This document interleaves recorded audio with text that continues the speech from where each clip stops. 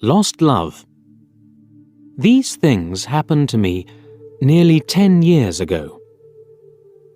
I lived in a city, but the city was hot in summer.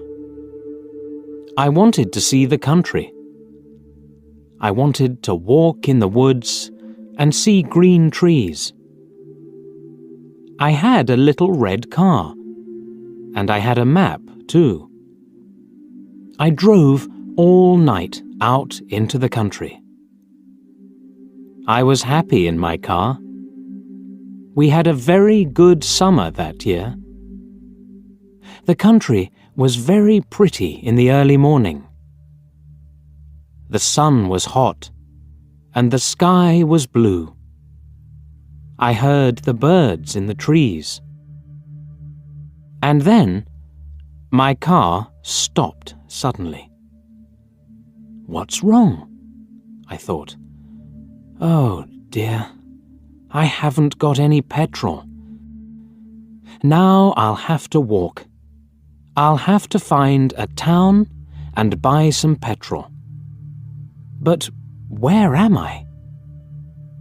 I looked at the map. I wasn't near a town. I was lost in the country. And then I saw the girl. She walked down the road with flowers in her hand. She wore a long dress, and her hair was long too. It was long and black, and it shone in the sun. She was very pretty. I wanted to speak to her, so I got out of the car. "Hello," I said. "I'm lost. Where am I?" She looked afraid, so I spoke quietly. "I haven't got any petrol," I said. "Where can I find some?" Her blue eyes looked at me, and she smiled. She's a very pretty girl, I thought. "I do not know," she said. "Come with me to the village. Perhaps we can help you." I went with her happily, and we walked a long way. There isn't a village on the map, I thought. Perhaps it's a very small village. There was a village, and it was old and pretty. The houses were black and white and very small. There were a lot of animals. The girl stopped at a house and smiled at me. "Come in, please," she said. I went in. The house was very clean, but it was strange too. There was a fire and some food above it. I felt hungry then. That's strange, I thought. They cook their food over a wood fire. Perhaps they have no money. I met her father and mother, and I liked them. They were nice people, but their clothes were strange. "Sit down," said the old man. "Are you thirsty after your walk?" He gave me a drink, and I said, "Thank you." But the drink was strange too. It was dark brown and very strong. I didn't understand, but I was happy there. I asked about petrol, but the old man didn't understand. "Petrol?" he asked. "What is that?" This is strange, I thought. Then I asked, "Do you walk everywhere?" The old man smiled. "Oh, no. We use horses," he said. Horses, I thought. Horses are very slow. Why don't they have cars? But I didn't say that to the old man. I felt happy there.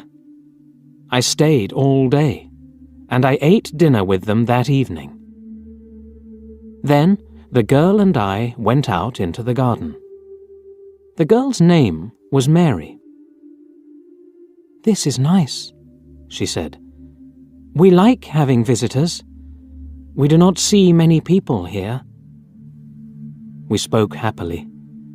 She was very beautiful. But after a time, she began to talk quietly, and her face was sad.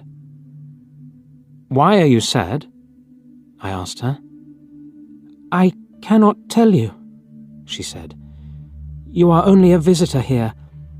We have to say goodbye tonight. You have to go now." I didn't understand. I loved her, I knew that, and I wanted to help her. Why did I have to go? But Mary said again in a sad voice, "You have to go. It is dangerous here." So I said, "I'll go to the next town and find some petrol. Then I'll come back." She didn't speak. "I love you, Mary," I said, "and I'll come back to you. You won't stop me." She said goodbye to me at the door. Her face was very sad, and I was sad too. I didn't want to go. It was midnight. The night was very dark, but I walked and walked. I was very tired when I saw the lights of a town. I found some petrol, and then I asked the name of the village. But the man at the garage gave me a strange look. "What village?" he asked. I told him about the village. I told him about the old houses and the people with strange clothes. Again, he gave me a strange look. He thought, and then he said, "There was a village there, but it isn't there now. There are stories about it, strange stories." "What do people say about it?" I asked. He didn't want to tell me, but then he said, "There was a big fire in the village. Everybody died. There aren't any people or houses there now." "How did it happen?" I asked. "And why?" "Oliver Cromwell killed them," he said. "He was angry with the villagers because they helped the king in the war." I couldn't speak. This isn't right, I thought. That war happened 350 years ago. Then I remembered the strange clothes, the long hair, the food over the fire, and the old houses. And I remembered, too, about the horses. "But I don't understand," I cried. "I saw the people and the village. I spoke to some people there."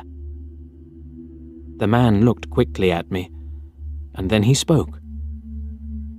"There's an interesting story about the village. For one day, every 10 years, it lives again.